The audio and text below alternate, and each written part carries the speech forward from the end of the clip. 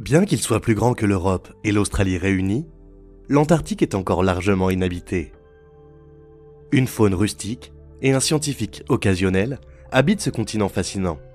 Mais la plupart du temps, il reste entièrement mystérieux. Toutefois, grâce aux découvertes scientifiques, nous en apprenons peu à peu davantage sur ce continent gelé. Nous examinons aujourd'hui 7 faits fascinants liés à l'Antarctique. Mais avant d'aller plus loin, assurez-vous de vous abonner à notre chaîne et appuyez sur le bouton cloche pour plus de contenu similaire. Maintenant, revenons à notre sujet. Des ressources abondantes. Bien qu'il ait l'apparence d'un désert gelé, l'Antarctique est étonnamment riche en ressources naturelles. L'exploration est difficile, car le continent est principalement recouvert d'une épaisse couche de glace. Néanmoins, les matériaux sont disponibles. Par exemple, l'Antarctique abrite 70% des réserves d'eau douce du monde et 90% de la glace d'eau douce. Pour mettre cela en perspective, les océans de la Terre s'élèveraient de 16 pieds si une seule couche de glace fondait. Actuellement, les recherches scientifiques prioritaires en Antarctique par rapport aux activités commerciales. Mais, suite à de récentes explorations, on pense qu'il recèle d'importantes ressources minérales, essentiellement du cuivre. Bien que personne ne l'ait vérifié, certains pensent également que d'énormes gisements de pétrole peuvent être trouvés en Antarctique. Aucune exploitation minière commerciale n'est autorisée en Antarctique en vertu du traité sur l'Antarctique de 1959.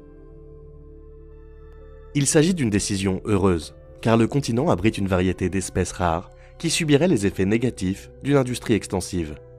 Le fait que personne ne possède l'Antarctique complique encore les choses, et l'exposition du continent à l'activité commerciale entraînerait un conflit territorial et peut-être même une guerre par procuration entre les différents pays du monde.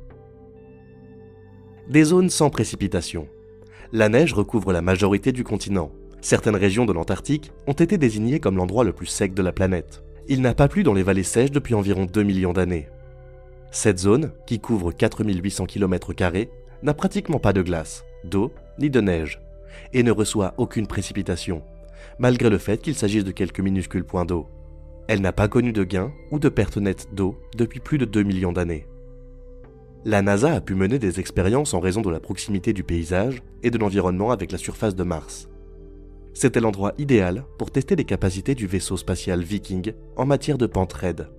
Mais les collines de Fries, qui n'ont pas vu d'eau depuis 14 millions d'années, sont encore plus impressionnantes. Le désert d'Atacama, au Chili et au Pérou, est le deuxième endroit le plus sec de la planète. Comme il n'y a pas de blazers qui fournit de l'eau, à cette région, très peu de vie peut y exister. À cet endroit, certaines stations météorologiques indiquent des années sans pluie, tandis qu'une autre station annonce une moyenne d'1 millimètre de pluie par an. Activité volcanique. Bien que la glace et les volcans ne soient généralement pas associés, l'Antarctique en abrite un grand nombre. En fait, l'Antarctique abrite la plus grande zone volcanique de la planète. Il abrite au moins 91 volcans différents, dont le plus haut est l'Eiger en Suisse, qui s'élève à environ 4000 mètres. La majorité de ces volcans sont profonds, malgré l'énorme couche de glace. Bien que l'Antarctique n'ait pas connu d'éruption depuis plus de 2000 ans, certains experts pensent que le continent est prêt. Les méthodes habituelles de détection de la chaleur et de la fumée des volcans sont difficiles à utiliser pour les sources enfouies sous la glace. Et l'activité de cette chaîne pourrait avoir des répercussions inquiétantes, rendant impossible la mesure du volcanisme en Antarctique. Selon l'expert en glacier Robert Bingham, si l'un de ces volcans entrait en éruption, cela pourrait affaiblir considérablement les couches de glace de l'Antarctique occidentale. Le plus actif des nombreux volcans qui s'élèvent au-dessus de la surface est le mont Erebus, qui se trouve à une altitude d'environ 12 400 pieds. Il est situé sur l'île Ross, où se trouve également le mont Terror, le mont Bird, le mont Terra Nova, 3 volcans en sommeil. Le volcan est actif depuis approximativement 1,3 million d'années. L'Antarctique était autrefois un continent tropical. De nombreux endroits sur la Terre ont connu des changements catastrophiques au cours de sa longue histoire. Les déserts peuvent se transformer en fonds marins et vice-versa. Mais saviez-vous qu'un climat tropical régnait autrefois en Antarctique ? Selon le professeur Jane Francis, de l'École de la Terre et de l'Environnement de l'Université de Leeds, le pôle Sud était en fait un paradis tropical pendant la majeure partie des 100 derniers millions d'années. De nombreux mammifères à fourrure, tels que les opossums et les castors, y vivent, et le climat était tropical jusqu'à une période relativement récente où il est devenu extrêmement froid. L'étude a également mis en évidence les différences marquées entre le climat de l'Antarctique d'aujourd'hui et celui d'hier, ainsi que la gravité du réchauffement climatique en période de forte concentration de dioxyde de carbone dans l'atmosphère. L'histoire de la Terre au cours des 70 millions d'années précédentes a connu sa phase la plus chaude entre 55 et 48 millions d'années. Ce fait est significatif, car il indique que la glace de cette période contient encore du dioxyde de carbone atmosphérique. Au fur et à mesure que la glace fondra, du dioxyde de carbone sera libéré, créant un cycle de rétroaction qui, s'il n'est pas contrôlé, provoquera un changement climatique important, aux effets catastrophiques. Dans un avenir proche, il est probable qu'une hache arctique refasse surface dans une région tropicale. Les chutes de sang.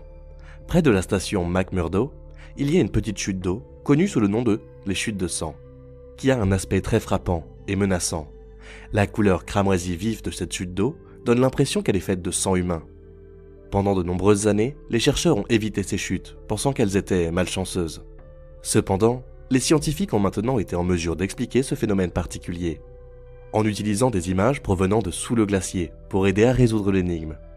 Ils ont mis en évidence un système complexe de rivières sous-glaciaires et un lac sous-glaciaire, tous deux chargés de saumure et de fer, qui donnent aux chutes du Niagara leur teinte cramoisie. L'équipe de recherche estime qu'il faudra environ 1,5 million d'années pour que l'eau salée traverse les fissures et les canaux du glacier et atteigne finalement les chutes Victoria. La population de bactéries qui vit dans cet écosystème particulier depuis plus de 2 millions d'années est peut-être l'aspect le plus étonnant, démontrant que la vie peut exister même dans les environnements les plus hostiles.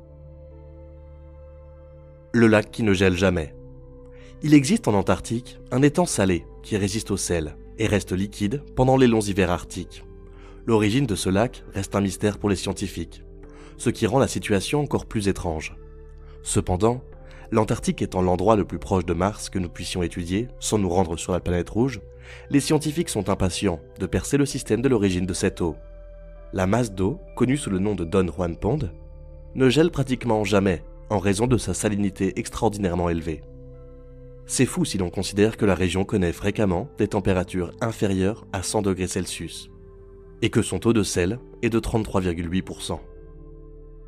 Le deuxième plan d'eau le plus salé de la planète, après l'étang de Guitare dans les déserts d'Éthiopie, est l'étang de Don Juan, le plus salé des lacs de l'Antarctique. Il est crucial, non seulement pour les sciences de la Terre, mais aussi pour notre compréhension des environnements extraterrestres, de comprendre les origines de l'étang. Outre l'étang, la région présente des stries noires, en surface, qui indiquent la présence d'eau. Ces stries ressemblent à celles de Mars, ce qui suggère qu'il y a peut-être eu de l'eau liquide sur la planète rouge. De plus, tous les films de science-fiction nous ont appris que la vie existe partout où il y a de l'eau.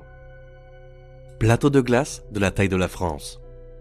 La plateforme de glace Ross est la plus grande plateforme de glace de l'Antarctique. Son épaisseur est de plusieurs centaines de mètres.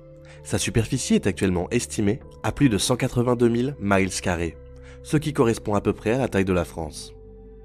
La plateforme a été un point d'entrée crucial pour les chercheurs à l'intérieur de l'Antarctique, notamment celle menée par plusieurs des expéditions les plus connues. La partie visible de la plateforme glaciaire de Ross n'est que la partie émergée de l'iceberg, comme dans l'expression « fantôme ». Bien qu'elle s'élève à 50 mètres au-dessus de la surface de l'eau, la majeure partie de la plateforme est immergée sous les vagues de l'océan.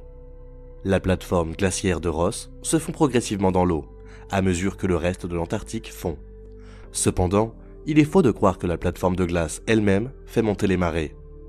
Comme la glace est déjà en équilibre avec l'eau environnante, la fonte de ces plateformes n'a pas d'impact immédiat sur le niveau de la mer.